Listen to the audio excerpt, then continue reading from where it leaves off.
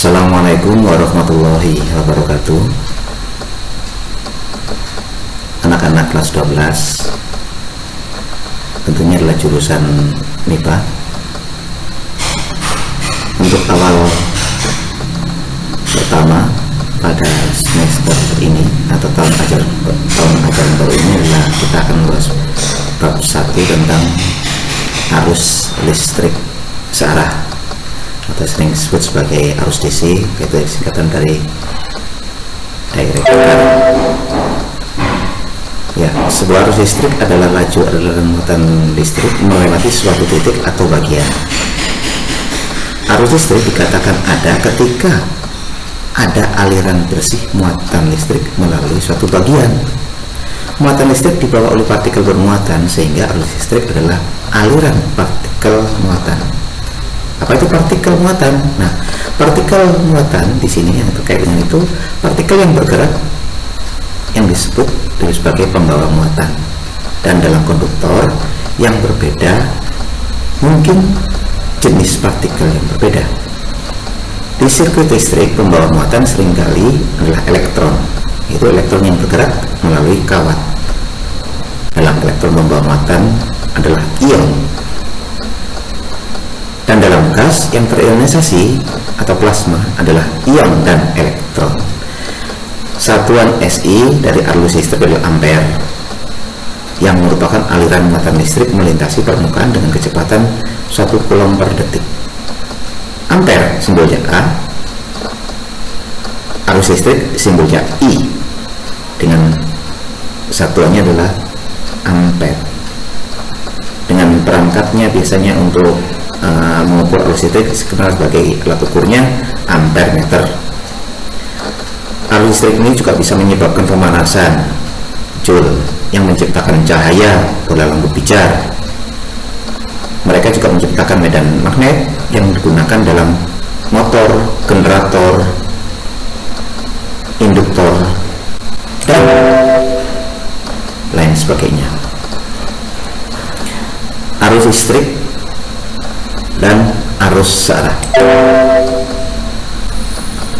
Untuk arus yang konstan, besarnya arus dalam ampere dapat diperoleh dengan persamaan I sama dengan Q per T. Rumus yang lainnya I dQ per dt, sehingga untuk rentang waktu 0 sampai T bisa digunakan rumus integrasi, yaitu Q sama dengan integral dQ atau integral I dt.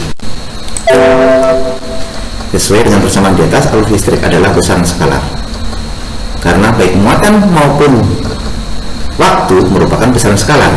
Sekali lagi ya, arus tidak memiliki arah.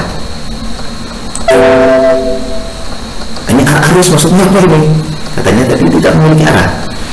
Definisi arus listrik yang mengalir dalam kutub positif ke kutub negatif baterai atau kebalikan arah dari gerakan elektronnya. Dalam diagram digambarkan panah arus dengan arah pergerakan partikel bermuatan positif atau disebut sebagai istilah arus konvensional. Pembawa muatan positif ini adalah bergerak dari kutub positif menuju kutub negatif. Pada kenyataannya pembawa muatan dalam sebuah pengantar adalah partikel-partikel elektron bermuatan negatif yang didorong oleh medan listrik mengalir berlawanan arah dengan arus konvensional tadi. Sayangnya dengan alasan sejarah digunakan konvensi berikut ini. Panah arus digambarkan searah dengan arah pergerakan seharusnya dari pembawa muatan positif, walaupun pada kenyataannya pembawa muatan adalah muatan negatif dan bergerak pada arah berlawanan.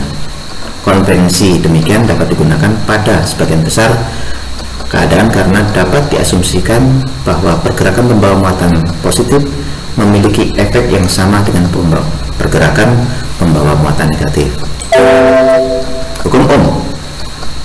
Hukum Ohm ini dinyatakan dalam persamaan V sama dengan I kali R. Namun sekali lagi, R di sini ya, hukum Ohm R di sini tidak dipengaruhi oleh V ataupun I. Semakin diperbesar V adalah tegangan, I akan membesar, arusnya akan membesar. Begitu juga sebaliknya, apabila tegangannya cukup kecil, maka arusnya pun juga mengecil.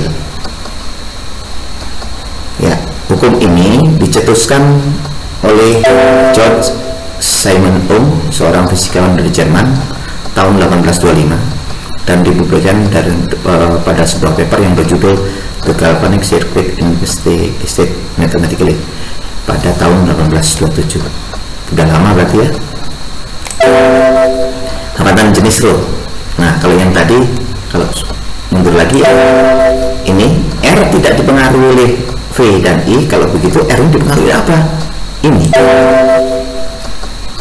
hambatan jenis rho. Ternyata R di sini dipengaruhi oleh rho, L, dan A. Rho itu adalah hambatan jenis, L panjang kawat, dan A adalah diameter kawat. Jadi semakin panjang kabel atau kawat menghantar, maka hambatannya semakin besar. Dan sebaliknya, karena berbanding terbalik ya, kalau luas penampangnya besar, maka hambatannya kecil.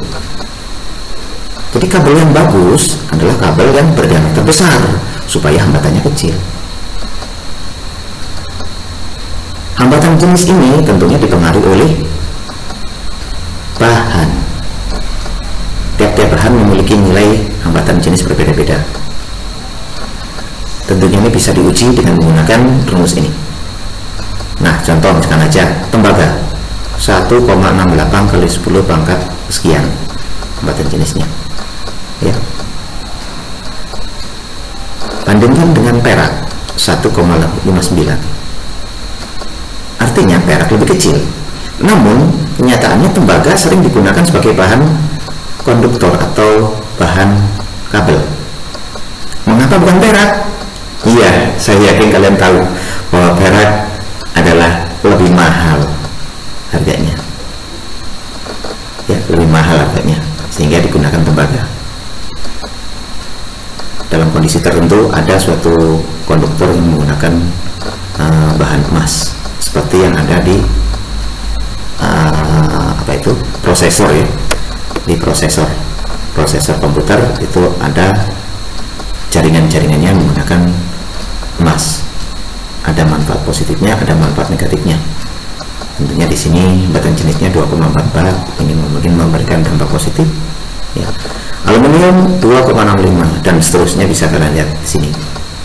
Nah, itu tadi alasan ternyata hambatan jenis tidak dipengaruhi oleh V dan I. Hambatan tadi ya, hambatan tidak dipengaruhi oleh V dan I, tapi hambatan dipengaruhi oleh hambatan jenis, panjang penghantar atau konduktor, dan luas penampang konduktor. Itu tadi ya. Berikutnya, hambatan pada kenyataannya seperti dalam rangkaian-rangkaian yang ada di televisi, kemudian rangkaian komputer dan lain sebagainya, di sana sering diamati ada rangkaian hambatan seri, hambatan paralel, dan lebih sering lagi adalah rangkaian hambatan gabungan, baik seri maupun paralel. Apa itu seri? Seri seperti ini, sejajar seperti ini ya. Nah, seri jadi seperti ini, sehingga arus 1, 2, dan 3 sama. Akibatnya, kalau arusnya 1 sama, maka tegangan 1 merupakan arus kali R1, dan seterusnya nanti didapatkan dengan menggunakan sini V1, V2, V3 yang sini. V1 adalah tegangan pada R1, V2 pada tegangan pada R2, dan V3 tegangan pada R3.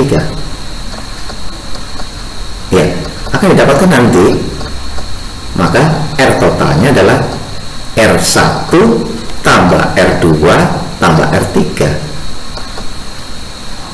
Ya, karena tak lain R-nya nanti, R totalnya adalah penjumlahan dari tegangan di sini. Tegangan semuanya jumlahkan.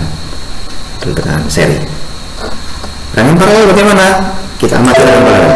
Rangkaian paralel adalah ujung ketemu ujung ketemu ujung, pangkal ketemu pangkal ketemu pangkal, dijadikan satu.